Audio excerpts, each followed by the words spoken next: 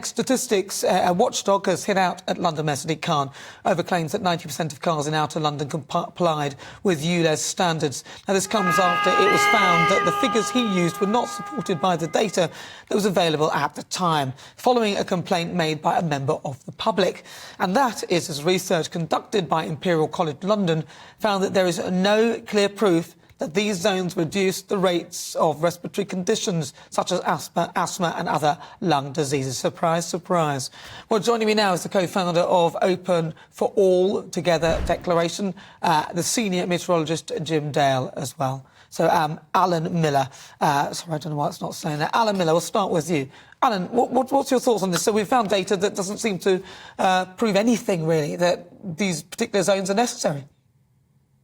Indeed. Well, it's interesting, isn't it, that the data that was used, firstly, the UK Statistics Authority said that it's not the case that, as the Khan claimed, 90% of households of the cars were compliant. In actual fact, with the Freedom of Information, it found that more like 1 in 6 households were, and the OSR has backed that up. And the fact you have to get freedom of information, and the fact that also the BBC were told not to say anything about Sadiq Khan or Ulez unless a senior write-off was allowed, is indicative of very, very worrying things. It's also the case that the claim of 4,000 deaths, Ben Pyle from Climate Resistance has actually done a big report with Together Declaration that's actually looked at that, and that was based on the Imperial report, which at no point did they say that, and actually they say do not extrapolate those deaths from that.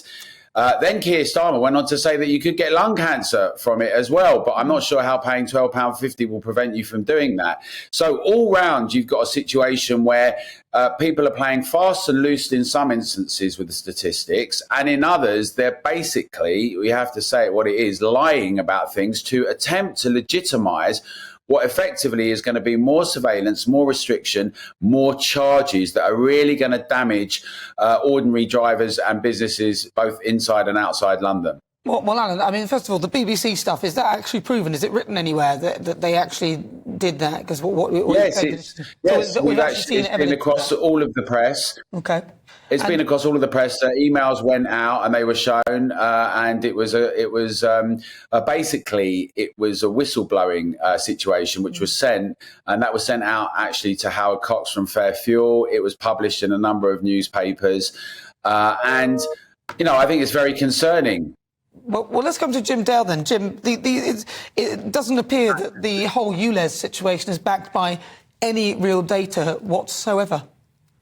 Well, I think it is. Well, you think we can it talk is, but until the cows come home, to be honest with you.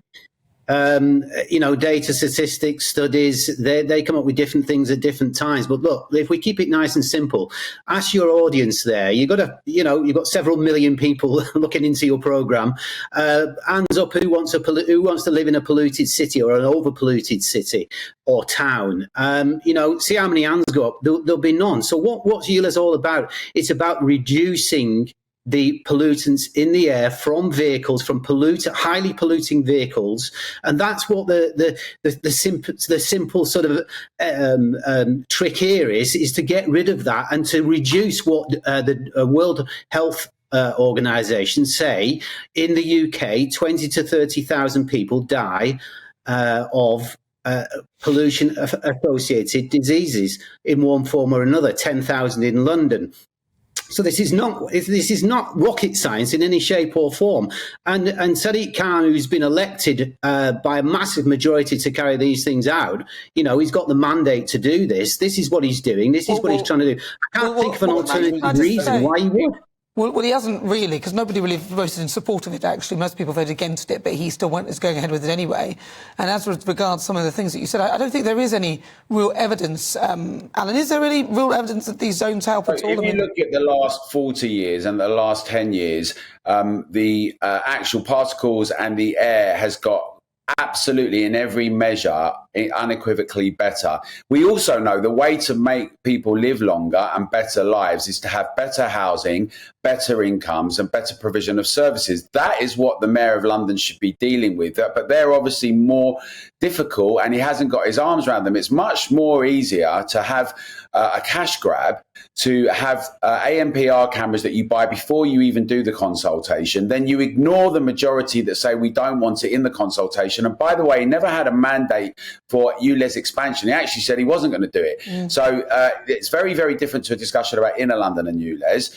And it impacts people in outer London and all of the counties around it and those visiting. The majority of people are against it, and it should be scrapped. There's a judicial review on Tuesday and Wednesday, but the public are having their voices heard, and there's going to be more news very shortly on this. Right. Well, Jim Dale, I'm going to give you the last 20 seconds. Just 20 seconds, Jim.